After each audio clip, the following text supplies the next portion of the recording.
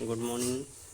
आज हम डिस्कस करेंगे भरत मुनि के द्वारा लिखित नाट्य शास्त्र। एक ऐसा शास्त्र है जिसमें कि डांस और ड्रामा के एक्टिंग और परफॉर्मेंस और जो भी डायरेक्टर और ऑडियंस के बीच का जो रिलेशंस होता है ये इसमें दिखाया गया है। जैसा कि आप इस पिक्चर में देख रहे हैं कि ये किस प्रकार से नाट्य शास्त्र में, जिसमें एक लेडीज़ होती हैं और उन्होंने अलग अलग प्रकार से अलग अलग स्टेज में डांस करती हुई दिखाई देती हैं, और जिसमें एक म्यूजिक और ड्रामा के विषय में बताया जाता है। यह नाट्य शास्त्र जो कि पहले संस्कृत में लिखा गया था, संस्कृत भाषा में, बाद में इसको इंग्लिश भाषा में ट्रांसलेट किया गया है। यह नाट्य शास्त्र, नाट्य और शास्त्र दो शब्दों के रिलेशन से बना हुआ है और यह भरत मुनि के द्वारा लिखा गया पहला ऐसा नाट्य शास्त्र है जो संगीत और नाटक पर एक पहला साहित्य है। जैसे इसके बारे में हम कुछ शॉर्ट में समरी डिस्कस करेंगे एक क्लू पॉइंट से। जैसे कि आप देख रहे हैं कि इसके क्लू पॉइंट हम दिए हुए हैं और इसी क्लू पॉइंट पर बेसिस हम इसके समरी के बारे में डिस्कस करेंगे। अब यहाँ पे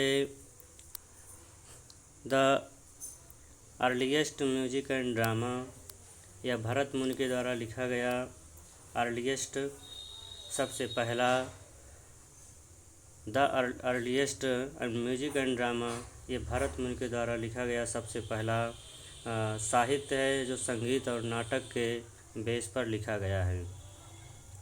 जैसा कि इसमें बताया गया कि यह संस्कृत में पहले लिखा गया था। सबसे पहले भरत मुनि के द्वारा यह संस्कृत भाषा में लिखा गया, उसके बाद में कुछ समयों के बाद यह इंग्लिश भाषा में ट्रांसलेट किया गया है और भरत मुनि ने लगभग इसे written about in the 500 BC, मतलब ईसा पूर्व, बिफोर कॉमन इरा। भरत मुनि इस नाट्य शास्त्र को लगभग 500 ईसा पूर्व पहले ही लिखा था और जिसमें कि 6000 कपलेट्स हैं, यानी 6000 दोहों का यह संकलन है। यह नाट्य शास्त्र जिसमें 6000 दोहों का संकलन है और इसमें नाटक के और डांस के अलग अलग स्टेज के बारे में, अलग अलग कृतियों के बारे में, अभिनय के बारे में बताया गया है कि किस प्रकार से ऑडियंस और डायरेक्टर के बीच का जो रिलेशंस है उसको कैसे डेकोरेट करते हैं और कैसे यहाँ ऑडियंस को या प्ले से जोड़ करके रखते हैं।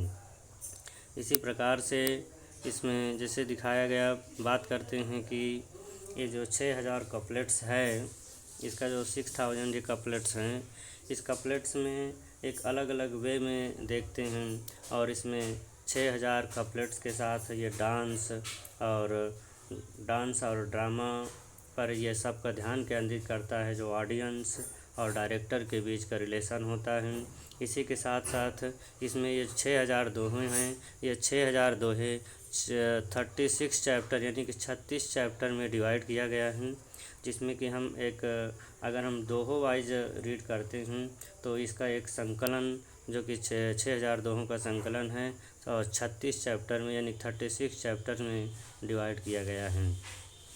यही नाट्य शास्त्र जो कि combination of the two Sanskrit words, ये दो संस्कृत शब्दों का कम्बिनेशन है।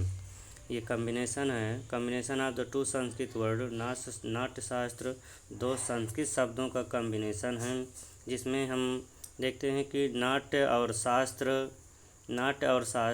ये कम्बिनेशन, नाट्य एंड शास्त्र, संस्कृत का पहला वर्ड नाट्य और दूसरा वर्ड शास्त्र, इन्हीं दोनों वर्णों का कम्बिनेशन यानी कि संयोजन से यह नाट्य शास्त्र जो शब्द की रचना की गई है, स्ट्रक्चर है, इसी स्ट्रक्चर बेस पे किया गया है। यहाँ पर जो नाट्य रिफ़र करता है, नाट्य refer dance and the technique of drama.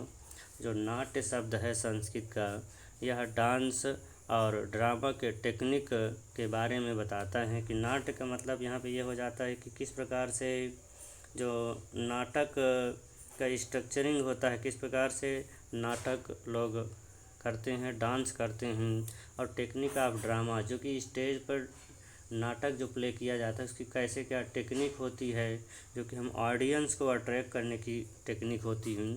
यही सारी टेक्निक्स को नाट्य रिफ़र करता है। डांस और टेक्निक ऑफ ड्रामा यानी कि ड्रामा के तरीके को, ड्रामा के टेक्निक को, एक्टिंग को नाट्य रिफ़र करता है। इसी टेक्निक से ऑडियंस अट्रैक्ट होते हैं। और जिसमें एक दूसरा वर्ड है शास्त्र।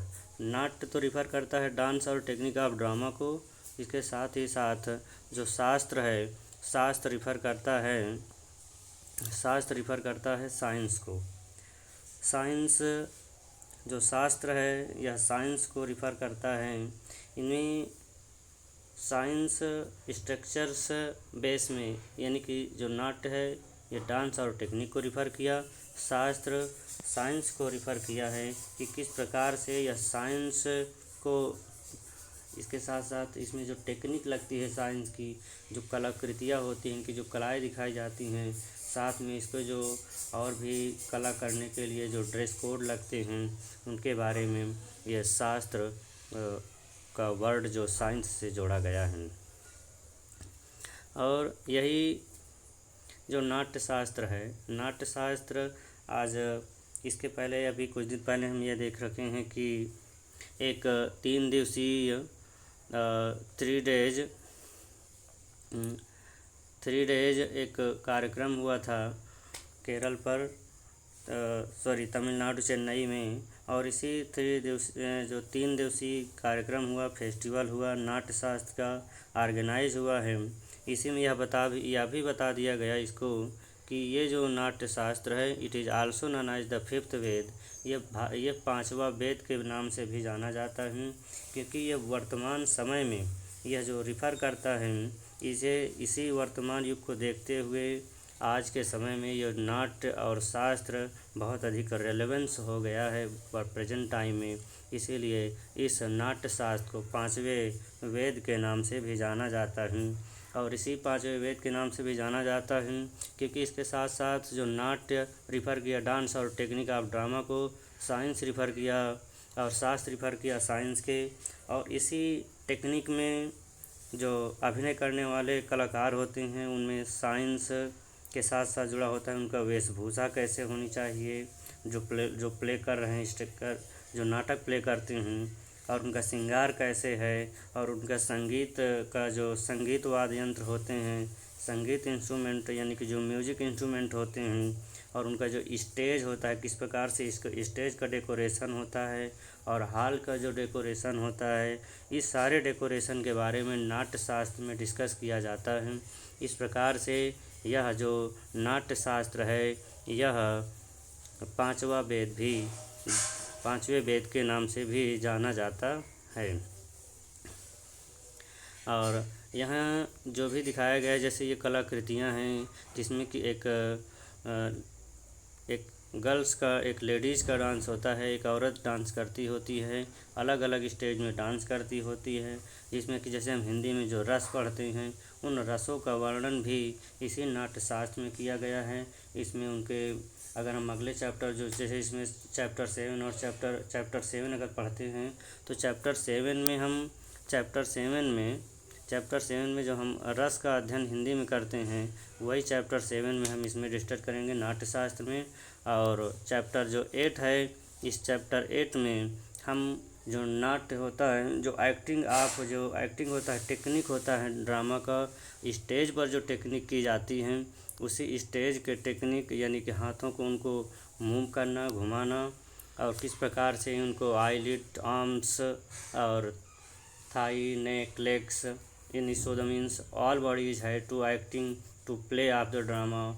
उन मतलब कि बॉडी की कोई भी पार्ट्स हैं जो कि नाटक में उनको एक ऑडियंस और डायरेक्टर के बीच के जो रिलेशंस है ऑडियंस को रिफ्लेक्ट करने की और ट्रैक करने की, इसी प्ले को इसी में दिखाया जाता है। ओके, तो इस प्रकार से यह नाट्य शास्त्र का एक ब्रीफ समरी रहा है जिसमें हम ये एक क्लू पॉइंट से हम देख लिए हैं। ओके, आई होप आपको समझ में आया होगा। Thank for listening, God bless you.